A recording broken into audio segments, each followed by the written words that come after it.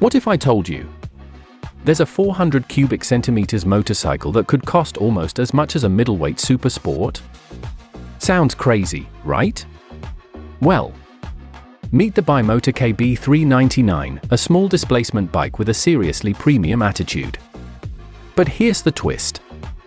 Underneath all that Italian beauty, it's basically a Kawasaki Ninja ZX-4RR.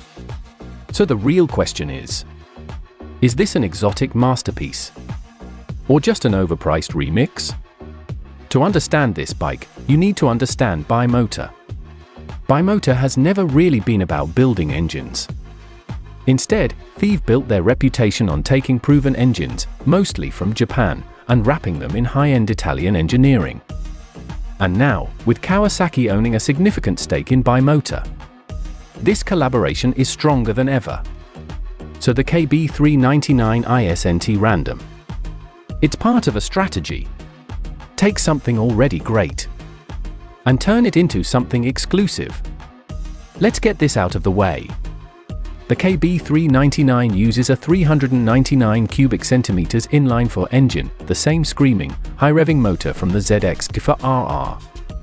We're talking around 80 horsepower, a red line that goes sky high, and that addictive inline-4 sound that's becoming rare in this class. But here's the thing. Performance-wise, it's not dramatically different. So if you're expecting a huge jump in speed or power, that's not what this bike is about. This is where things get interesting. Because Bimota didn't just copy and paste. They completely reimagined the bike. You get a totally new fairing design, sharper, more aggressive, and way more exotic than anything from Kawasaki.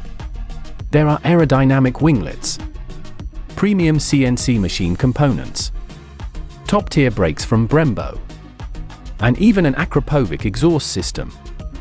Some versions even come with carbon fiber bodywork and all-in suspension. This isn't mass production anymore. This is boutique-level craftsmanship. And that leads to the real identity of the KB399. This is not a performance upgrade. It's a feeling upgrade. It's about how the bike looks when parked, how it feels when you touch every detail, and how rare it is when you ride it out in public. In a world full of identical sport bikes, this is something different. Now let's talk about the elephant in the room. The price. While the ZX-4RR sits at a relatively reasonable level for what it offers, the KB399 is expected to be significantly more expensive, potentially 50% higher. And that raises a serious question.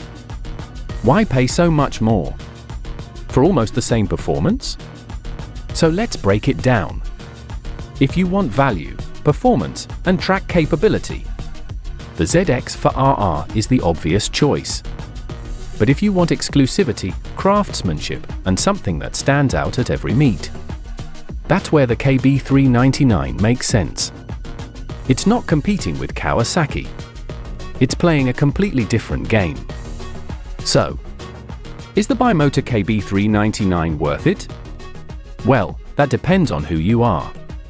If you're chasing lap times, probably not. If you're chasing uniqueness, absolutely. Because at the end of the day, this isn't just a 400 cubic centimeters motorcycle. It's an entry-level exotic. But I want to hear from you guys. Would you pay premium money for something like this? Or would you stick with the Kawasaki Ninja ZX-4RR and save the cash? Drop your thoughts below. And I'll see you in the next one.